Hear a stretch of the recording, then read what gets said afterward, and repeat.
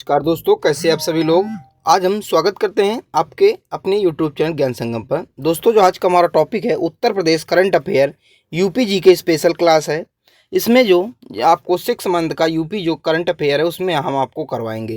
पिछले क्या है 6 महीने का, यानी कि जनवरी से लेकर अगस्त तक हम आपको पूरा करवाएंगे। ठीक है, 7 महीने का, लगभग 6 से 7 महीने का हम पूरा आपको करंट अफेयर इसमें डिस्कस करवाएंगे। जो भी छात्र हैं हमारे यूपी पुलिस की तैयारी कर रहे हैं उनके लिए विशेष है, वो लोग एक क्लास ज़रूर लें, ज़रूर देखें। चलिए, अगर आपको उसका पीडीएफ चाहिए हो तो आप लोगों को क्या करना है, डिस्क्रिप्शन में नीचे जाना है, आपको वहाँ एक लिंक मिलेगा टेलीग्राम को, उसको आपको ज्वाइन करना है। पीडीएफ आपको तुरंत वहीं फ्री मिल जाएगी।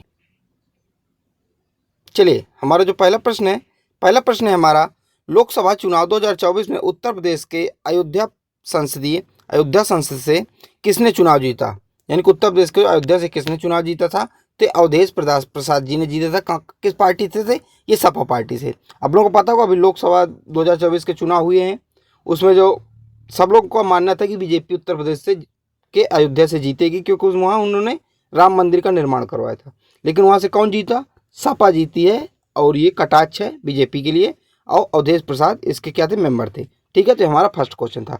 सेकंड क्वेश्चन है हमारा, जुलाई 2024 में भोले बाबा के सत्संग के दौरान हुई दुखद घटना जिसमें से 121 लोगों की मृत्यु हो गई, उत्तर प्रदेश के किस जिले में हुई थी? तो हाथरस में हुई थी। आप लोगों को ये पता होगा घटना, जो भोले बाबा एक सत्संग चल रहा था, प्रसाद लेने के लिए, चरणामृत लेने के लिए लोग क्या हुए, उनमें भगदड़ मच गई और बहुत लोग के अगल बगल दलदल था और उसमें दबकर 121 लोगों की लगभग मौत हो गई। अब इसमें कार्रवाई चल रही थी। हाथरस की घटना थी। चलिए, अगला प्रश्न है हमारा। अगला प्रश्न है, उत्तर प्रदेश पुलिस द्वारा अपराधियों पर नकेल कसने और जांच के लिए मदद के लिए डिजिटल प्लेटफॉर्म लॉन्च किया गया, इसका क्या नाम है? तो इसका नाम है त्रिनेत्र 2.0। ठीक है, इसका त्रिनेत्र 2.0 इसका नाम है। ठीक है, इसको आपको भूलना नहीं है। ठीक है, अगला प्रश्न है हमारा, लोकसभा चुनाव 2024 में सीटों के हिसाब से उत्तर प्रदेश की सबसे बड़ी पार्टी कौन सी बनी है? तो सीटों के हिसाब से सबसे बड़ी पार्टी कौन है? सपा 37। ठीक है, अगला प्रश्न है हमारा। अब देखिए, अब इसको हम डिटेल से पढ़ेंगे। लोकसभा चुनाव 2024 में सीटों के हिसाब से भारत की सबसे बड़ी party Bharatiya Janata party BJP बनी। बीजेपी ने 543 सीटों में 240 सीटें जीती। सीटों के हिसाब से दूसरी ओर सबसे बड़ी पार्टी कांग्रेस बनी, जिसने टोटल 99 सीटें जीती। और भारत की तीसरी सबसे ग्रीट जीतने वाली समाजवादी पार्टी, जिसने 37 सीट जीती। तो लोकसभा चुनाव जो 2024 हुए थे उसे रिलेटेड ये क्या है, क्वेश्चन है। ठीक है, अगला प्रश्न है, उत्तर प्रदेश सरकार के द्वारा महज 30 दिनों के अंदर अपराधियों को सजा दिलाने के लिए कौन सा ऑपरेशन लॉन्च किया गया? तो ऑपरेशन कन्वेक्शन लॉन्च किया गया है। अपराधियों को महज 30 दिनों के अंदर इनको क्या सजा दिलाई जाएगी। ठीक है, अगला, उत्तर प्रदेश का नया मुख्य सूचना आयुक्त किसे नियुक्त किया गया? देखिए, इंपॉर्टेंट है, जी के क्वेश्चन है, ये पूछे जाएंगे।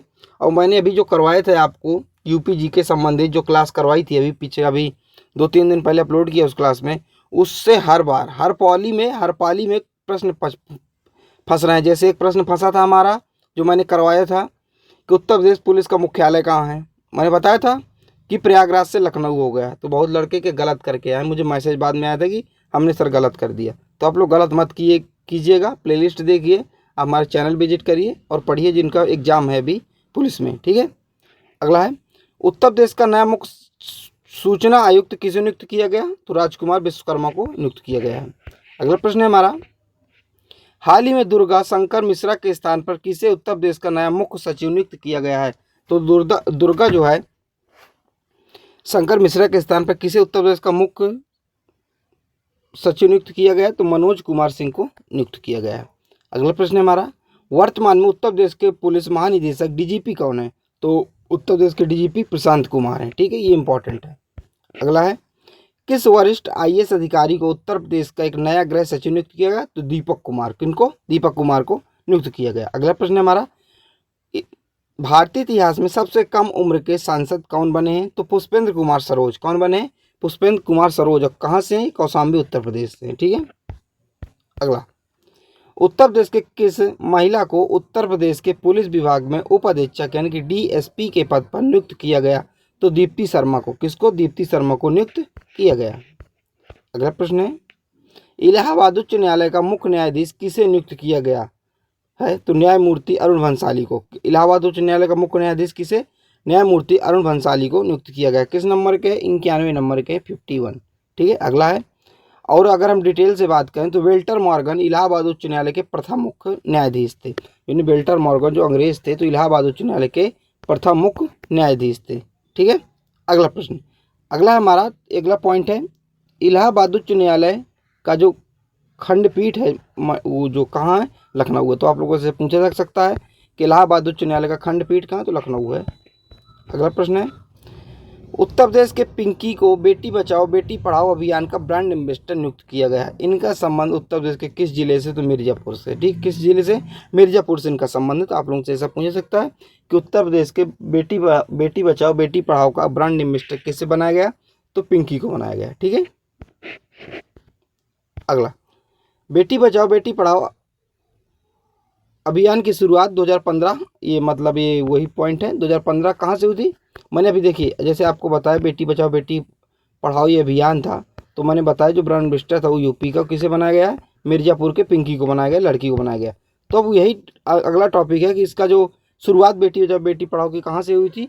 तो हरियाणा से हुई थी, पानीपत के हरियाणा से 2015 में इसकी शुरुआत हुई थी। और अगला है, हाल ही में उत्तर प्रदेश के ग्लोबल इन्वेस्टर समिट कहाँ आयोजित किया गया? तो लखनऊ में इसका आयोजन किया गया। बहुत इंपॉर्टेंट क्वेश्चन है। अगला प्रश्न है, हाल ही में Uttar Pradesh global investor summit कहाँ आयोजित हुआ? तो लखनऊ में आयोजित हुआ। कहाँ आयोजित? लखनऊ में हुआ। अगला प्रश्न है, लोकसभा चुनाव 2024 के दौरान समाजवादी पार्टी के राष्ट्रीय अध्यक्ष अखिलेश यादव ने किस लोकसभा सीट से चुनाव जीता? तो किससे जीता? कन्नौज से जीता। अगला प्रश्न है, नगीना लोकसभा सीट उत्तर प्रदेश से नवनिर्वाचित लोकसभा सदस्य चंद्रशेखर किस पार्टी के संस्थापक हैं? तो आजाद समाज पार्टी के संस्थापक है काशीराम। अगला है, उत्तर प्रदेश के अमेठी सीट से होने वाले लोकसभा चुनाव 2024 के दौरान केंद्रीय महिला और बाल विकास मंत्री स्मृति ईरानी को हराया। तो किसने? किशोरी लाल ने हराया, जो कांग्रेस के। अगला है, हाल ही में किन दो व्यक्तियों को पहले उत्तर प्रदेश गौरव सम्मान 2023-24 से सम्मानित किया गया है?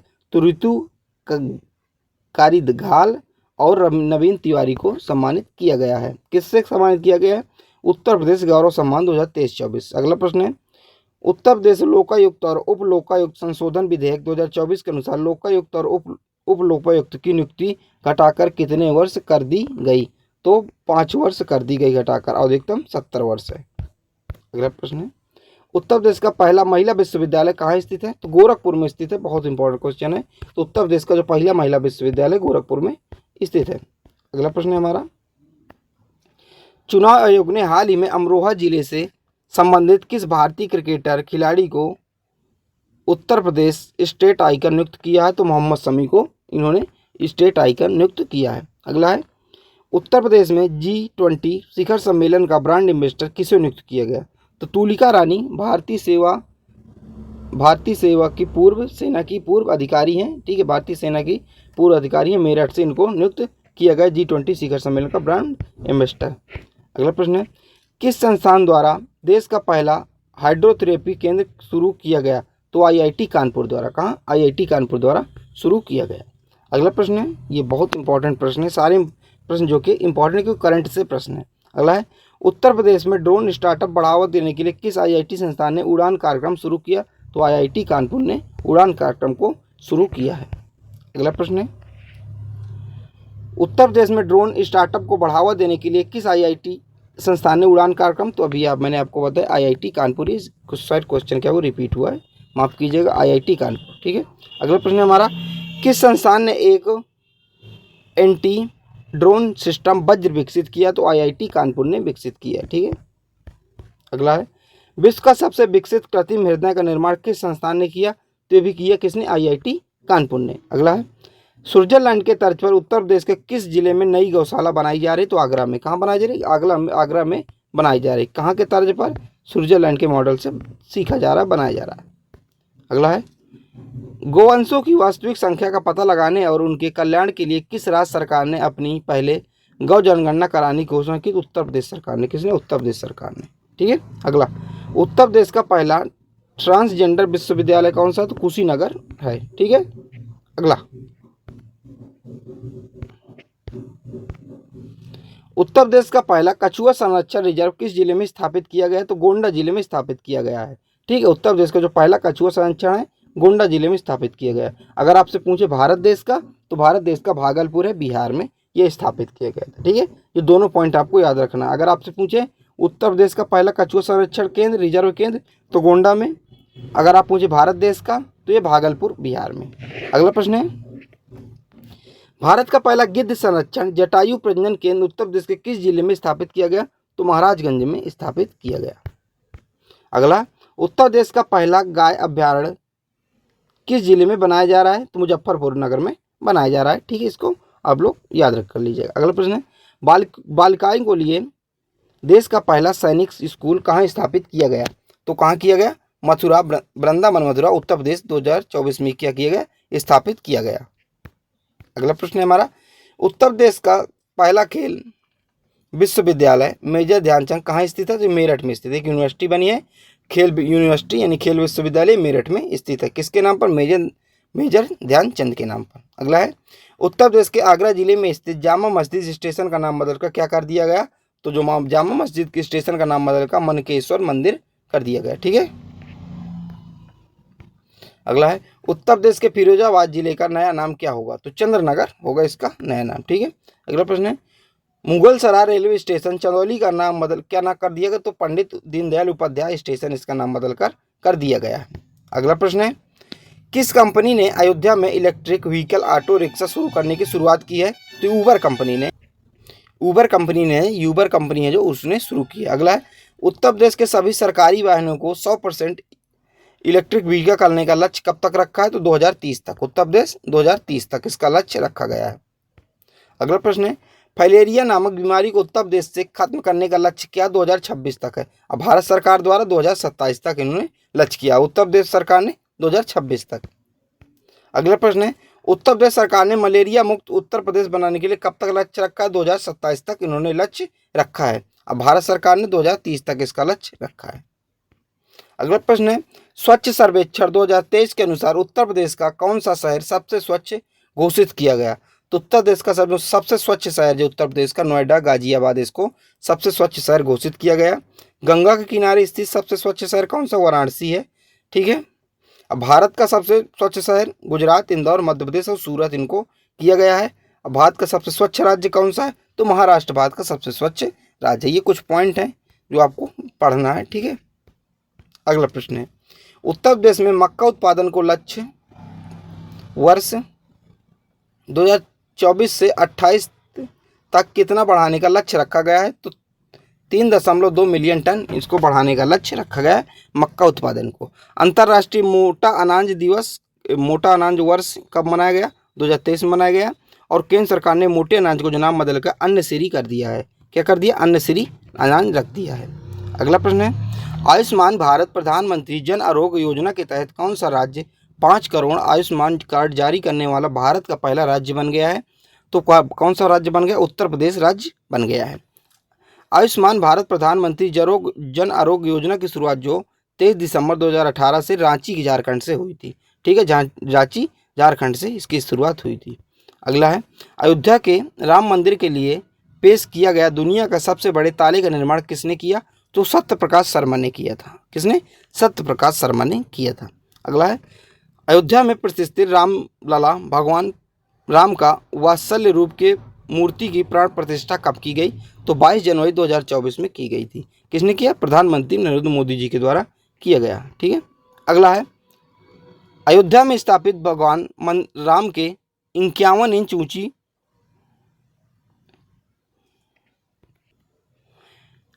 मूर्ति को किसने निर्मित किया था? तो किसने निर्मित किया था? अरुण योगीराज ने निर्मित किया था, जो कि क्या थे? कर्नाटक के थे। तो मूर्तिकार राम जी की जो मूर्ति किसने बनाया था? तो अरुण योगीराज ने बनाया था। अगला है, राम मंदिर के प्राण प्रतिष्ठा के अवसर प्रधानमंत्री नरेंद्र मोदी जी ने कितने स्मारक जो डाक टिकट जारी किए? तो 6 कौन कौन से हैं इनमें से? देखिए, राम मंदिर का हो गया, हनुमान जी का हो गया, और गणेश जी का हो गया, सबरी जी का हो गया, और जटायु का, और केवट राज का। तो ये 6 लोगों के जो क्या है डाक टिकट जारी किए गए। अगला है हमारा, जनवरी 2024 को उत्तर प्रदेश ने अपना कौन सा स्थापना दिवस मनाया? तो 75वां स्थापना दिवस मनाया। ठीक है, अगला प्रश्न है, जल संरक्षण के प्रयास के लिए जल शक्ति मंत्रालय ने किस शहर को जल योद्धा के उपाधि से सम्मानित किया? तो नोएडा। किसमें? नोएडा को सम्मानित किया गया है।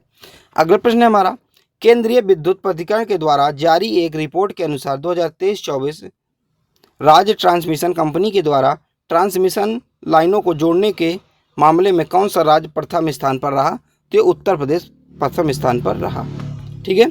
अगला प्रश्न है, प्रसिद्ध उर्दू शायर मुनव्वर राणा का जन्म 2024 में 71 साल की उम्र में निधन हो गया।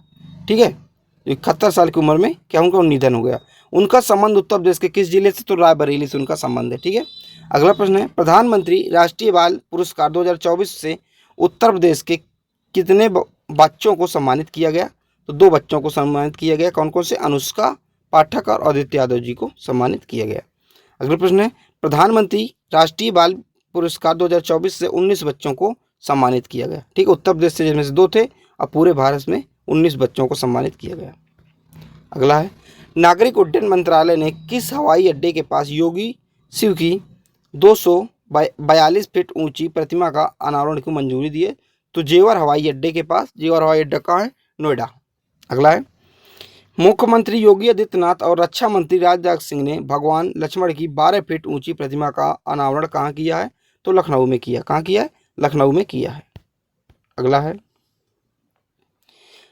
भगवान गौतम बुद्ध की 51 फीट ऊंची प्रतिमा कहाँ स्थापित की जाएगी? तो कौशाम्बी में स्थापित की जाएगी। ये आपके लिए इसलिए इंपॉर्टेंट क्योंकि सब सारे कहाँ से जुड़े हैं? उत्तर प्रदेश से सारे जुड़े हैं। और उत्तर प्रदेश का कोई भी एग्जाम हो, जैसे हाल में यूपी पुलिस का लगा है, इसके बाद कोई भी अगर यूपी का एग्जाम हो तो आप लोग इसको पढ़ के जाइए क्योंकि ये पूछेगा ही।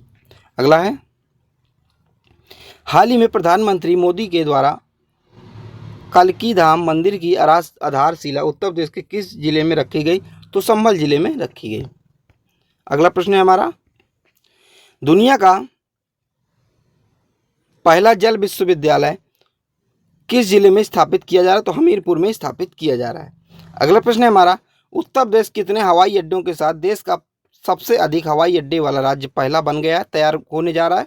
तो 21 हवाई अड्डे के साथ, यानी कि उत्तर प्रदेश में 21 हवाई अड्डे हैं, जिसमें से सबसे अधिक हवाई अड्डे वाला राज्य बन गया है हमारा उत्तर प्रदेश। अब देखिए, उत्तर प्रदेश में 5 अंतर्राष्ट्रीय हवाई अड्डे हैं। कितने? 5 अंतर्राष्ट्रीय हवाई अड्डे हैं और ये भारत के एकमात्र ऐसा राज्य है जिसमें 5 अंतर्राष्ट्रीय हवाई अड्डे हैं।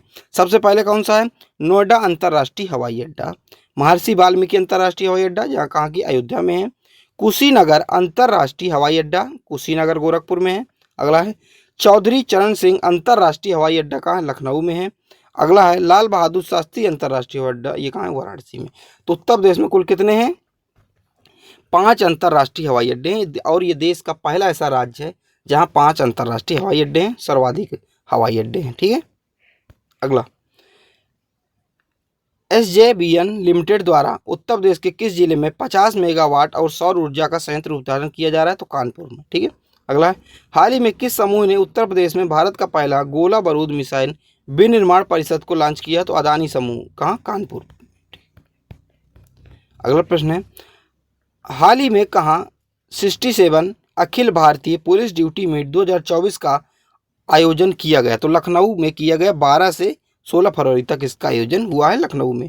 अगला है, उत्तर प्रदेश का कौन सा शहर देश का पहला आर्टिफिशियल इंटेलिजेंस यानी कि AI शहर बनेगा? तो लखनऊ बनेगा। कौन सा? लखनऊ शहर बनेगा। ठीक है।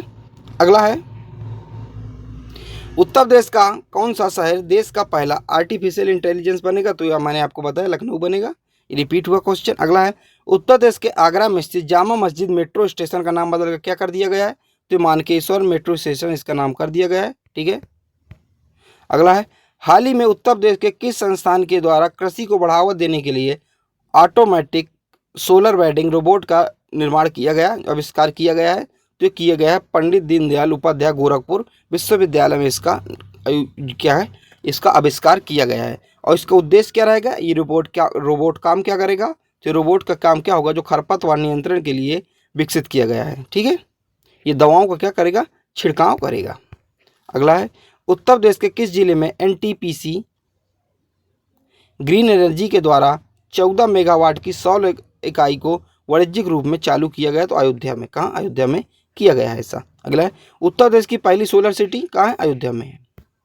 अगला है सामूहिक चित्रकला प्रदर्शनी योग सूत्र का आयोजन उत्तर प्रदेश के किस जिले में किया गया है? तो वाराणसी में किया गया, बनारस हिंदू यूनिवर्सिटी में यानी कि BHU में। ठीक है। अगला है रिवर फ्रंट के तर्ज पर उत्तर प्रदेश के किस शहर में गंगा पथ का निर्माण किया जा रहा है? तो प्रयागराज में किया जा रहा है। कहाँ? 12 किलोमीटर। ठीक है। अगला प्रश्न है उत्तर प्रदेश के पहले फ्लोटिंग वातानुकूल यानी कि जो AC जिसे कहते हैं रेस्टोरेंट का उद्घाटन कहाँ किया जा रहा है? तो प्रयागराज में किया जा रहा है। अगला है हाल ही में जारी ऑक्सफोर्ड सिटीज इंडेक्स 2024 के अनुसार उत्तर प्रदेश का कौन सा शहर सबसे निचले स्थान पर? तो सुल्तानपुर। कौन सा शहर सबसे निचले स्थान पर? सुल्तानपुर है, 1000 स्थान पर है। अगला प्रश्न है केंद्र सरकार ने किस राज्य में उन्नत बाल चिकित्सा केंद्र स्थापित करने की घोषणा की है? तो उत्तर प्रदेश में किया है, लखनऊ में। ठीक है। अगला है उत्तर प्रदेश में पहली बार ट्रांसजेंडर प्रोवाइड वॉक गौरव पद यात्रा का आयोजन कहाँ किया गया? तो लखनऊ में इसका आयोजन किया गया है। अगला प्रश्न है हमारा उत्तर प्रदेश व भारत का पहला मानव DNA बैंक कहाँ बनाया जा रहा है? तो बनारस हिंदू विश्वविद्यालय यानी कि BHU में पहला बैंक बनाया जा रहा है। कौन सा बैंक? भारत का पहला और उत्तर प्रदेश का पहला मानव DNA बैंक बनाया जा रहा है। ठीक है। जहाँ लोगों का क्या DNA एकत्र किया जाएगा। अगला उत्तर प्रदेश का पहला बायोलॉजिकल पार्क कहाँ स्थापित किया जाएगा? तो लखीमपुर खीरी के कुंभी गांव में स्थापित किया जाएगा। अगला है हाल ही में किस उच्च न्यायालय ने उत्तर प्रदेश मदरसा शिक्षा बोर्ड अधिनियम 2004 को असंवैधानिक घोषित कर दिया? तो इलाहाबाद उच्च न्यायालय ने इसको घोषित कर दिया है। अगला है हाल ही में उत्तर प्रदेश के उप मुख्यमंत्री ब्रजेश पाठक के द्वारा होम्यो शक्ति 2024 समारोह का आयोजन कहाँ किया गया? तो गोमती नगर लखनऊ में इसका आयोजन किया गया। अगला प्रश्न है हमारा कुकरेल नदी का पुनर्निर्माण साबरमती रिवर फ्रंट की तर्ज पर किया जा रहा है, यह किस जगह स्थित है? तो यह लखनऊ में स्थित है। अगला है मेरून बेरेट सोमरियल परेड वायुसेना के विशेष बल गरुड़ कमांडो का आयोजन कहाँ किया जा रहा है? तो ये किया जा रहा है बागपत उत्तर प्रदेश में इसका आयोजन किया जा रहा है। अगला है Uttar Pradesh international trade show के दूसरे संस्करण का आयोजन कहाँ पर किया जाएगा? तो किया जाएगा नोएडा में किया जाएगा। कब से कब तक इसका आयोजन होगा? तो 25 से 29 सितंबर तक इसका आयोजन किया जाएगा।